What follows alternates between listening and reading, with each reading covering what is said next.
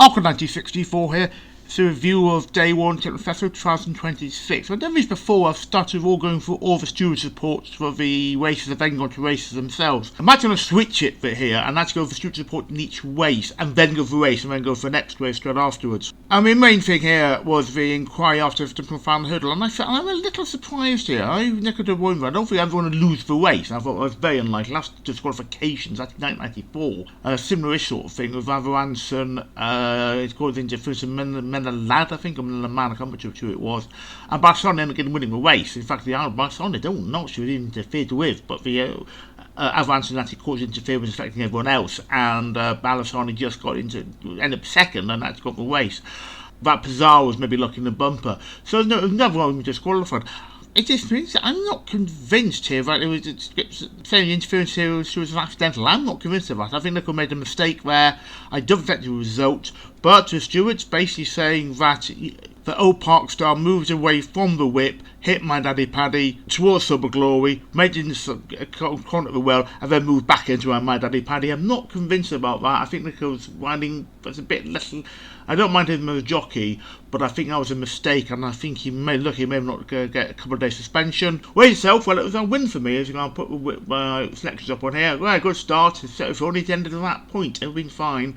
Everyone was not going quite so well for me afterwards. Watching a race, and this involved Park Star actually got up in the battle of the leading horses. I forgot how quickly Mighty Park fell apart, really.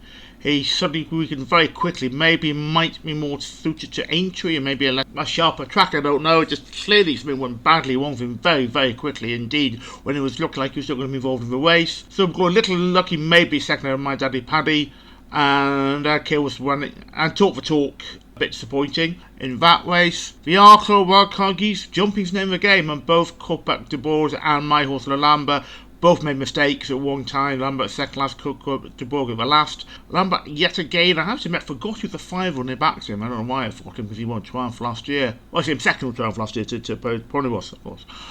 And there's there's not a huge many entered nowadays as the weight allowance has gone. But I think yet again you've got to wonder, 5 was just not man enough, so to speak, for the race. Of course, the mare winning it, but Cargay's winning it. 6 on the race. Is it up to much? I'm not convinced myself. Third Winter Saratoga was tipped up in what now? Was it the heck from a time of preview? I think it was just saw post on Twitter, as I will still call it. Yeah, it was well tipped up in the Hexham Cheltenham Festival preview event. Favourite Mustang Du Bois basically never getting close enough in the race, so it's a win there, says in the Saratoga. Mark Walsh losing his first jockey gig, basically. He might well be, there seems a bit of excitement as he passed the post. Might not just be winning the race, maybe saying to people, well, actually, I'm still in here, I'm still a major jockey. The Ultimate Chase, Stewart's noting here, both Imperial Centre Knights and Knight of Alan were both hampered by one of my horses who back confusion, who caused some problems there. Ben Pauly could offer no explanations for Hansan's poor performance, apart from the fact he's saying that the horse stopped quickly with vet, saying we couldn't find anything obvious. And Jack Candy saying that the saddler slipped on Pat Merchant and pulled the horse up. And Candy also saying that Pat Merchant had also jumped to the left as well. And Knight of Alan, who was already talked about having badly hampered, also made a bad mistake as well, and that was the reason the horse was pulled up. The horse is not actually here for my tips, but 10-year trends tipped up Search for Glory, and I was gotten a decent price from him. I really thought it was right there at the last, and then oh no, a worse to that effect as he failed. I don't know whether to run. The leading horse ran quite well, so we just don't know. But it's incredibly annoying, so I thought he was quite an outsider, and I thought he had a chance of winning the race, and then they just all went wrong with the final fence. Stewart's on the champion hurdle, not much to say. Brendan Powell saying Lexi made a bad mistake. Well, that's obvious. And Patrick Mullen said he made a bad mistake with second, which is obvious, frankly. How good the race is it going to be debate here? Lostmark was an impressive winner. Look at race ratings here, 163. That even Mayor's allowance still the highest horse in weight. It's a poor race, I've got to say. I did my Cheltenham Festival my Cheltenham Festival ratings video. I might as well actually. I linked here, might as well do it. Get double my viewership or something of it. And the minimum cut-off to be on this is from 1989 onwards. Minimum cut-off is 175. 4 to be in the top 60 rolling best Western ratings until the end of the Cheltenham Festival last year, and Lossiemouth is 11 off that. If we're getting into that, it's not. I think it's a poor champion hurdle. I think I have to bet my Mare's Hurdle. I was thinking that Mare's Hurdle. I actually say I might put up another video up here. I may give a link to. I did meet it was a post how I thought a 3-day Cheltenham Festival might work, and I actually interestingly kept horses always like the Mare's Hurdle for the winter and the Ryanair chase. But I wondered about Mare's Hurdle. I was thinking just now that was a race I had 21 race festival in that video, and it was the 21st race of Mare's Hurdle. I'm wondering what the long-term solution is for it, because I thought, well, I quite like Royce. Don't want to lose it. I wonder if he needs it for festival. And I don't mean you don't have the race, but do you maybe want it in the April meeting, in the middle of the April, and actually have something else in the festival? Maybe a mare's, maybe a handicap hurdle or something, high class waiting cut off. Some things like the Coral Cup distance for mares. You might argue, that going to be a Coral Cup, or would a 2.5 miler, which I'll keep it out at Cheltenham, would that get in the way of entry hurdle? But something trying to clash with something if you have a race, where you've done minutes clashing with both the champion and the stayers. And Lossiemouth wasn't running 2 days' time in the. Well, technically tomorrow by now because it's going just past midnight. In the Mare's Hurdle, he probably won it, I think. If he'd been kept in it, and I don't know what the solution is. I think it's a poor champion hurdle. Lossiemouth's an impressive winner of it. The query is, of course, about the mares, it might be an even worse race, frankly. I think I'm not sure whether there's not good hurdlers around.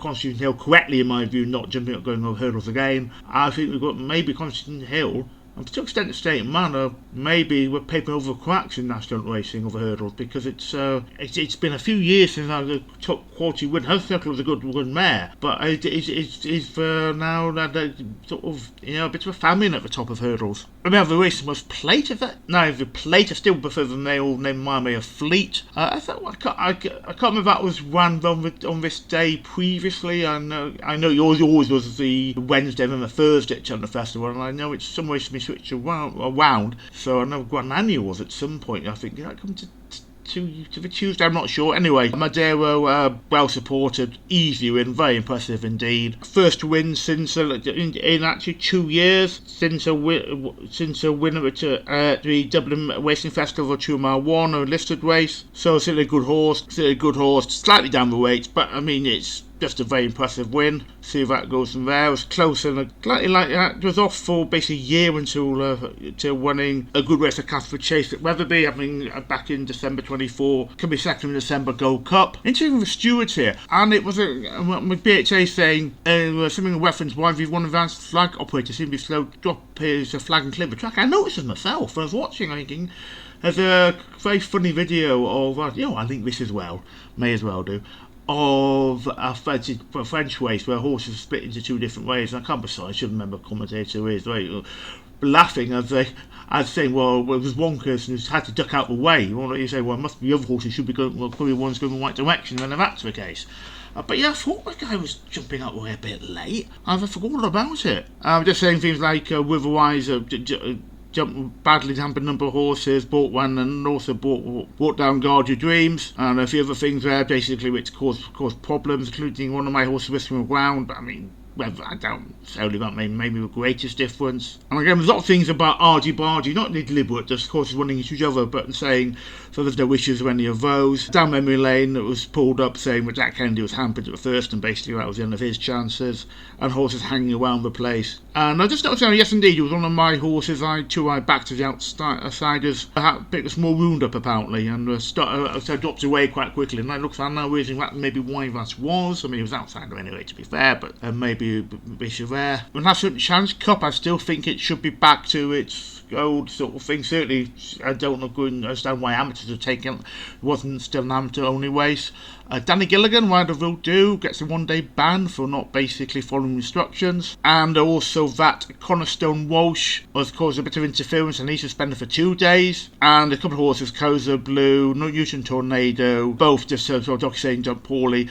And Donegal Mailer saying back me or sack me had been pulled up, had been convenienced by the standing start, and basically tested by the vet and nothing there to report. Holloway Queen running on strongly there. King Rances Was he given too much to do? I'm not sure. I think Colin Quinn had a large advantage. He must have stayed on very well, but maybe just never paced anything for a race actually. He stayed on strongly. Wade out was in another country at the back. I mean, ran on the 6th place. Was never. I mean, it was a tipped in one of my two is either Hexham time of Cheltenham Festival event, maybe Hexham, and it was never a race at all. Ran on 6th place, but never, it says, race was comes to running was never ever on terms. I'm back Miss Emma as a favourite. Same with Stanley. I'm saying same jockey, same with Stanley start effective horse, but it's going to be just. So also don't jump. I suppose say not jumping well. That's obviously going to be a bit of a problem. Not blue. So some of my favourites having some issues there. The stewards looking into those. A pit was flying off around. I mean, maybe just not getting home. When a big was storming off in the lead and then suddenly ran out of steam towards the end. So that's that. I'll do a video of my selections in a short while for racing today.